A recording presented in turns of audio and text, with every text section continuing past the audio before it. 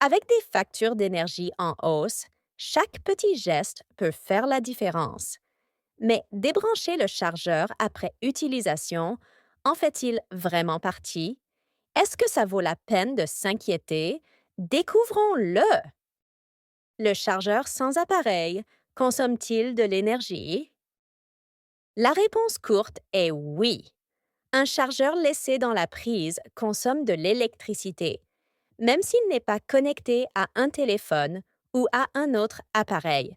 Ce phénomène est appelé consommation d'énergie en veille. La quantité d'énergie absorbée est très faible, souvent de l'ordre de quelques fractions de watts, mais elle n'est pas nulle.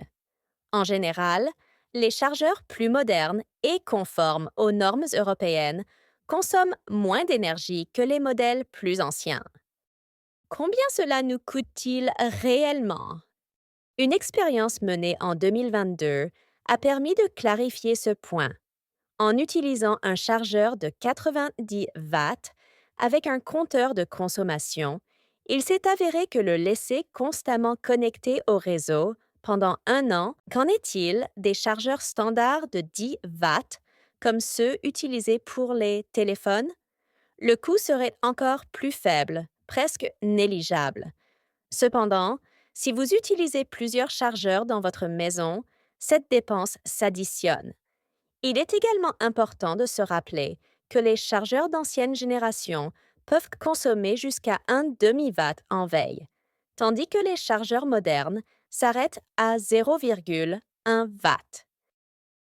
Alors, est-ce que ça vaut la peine de les débrancher? Ça dépend. D'un point de vue économique, les économies sont marginales, mais il y a d'autres considérations. 1. Sécurité.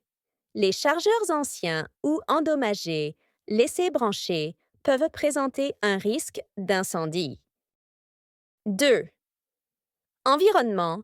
Même une consommation minimale, multipliée par des millions de familles, a un impact significatif sur les émissions mondiales. 3. Rangement.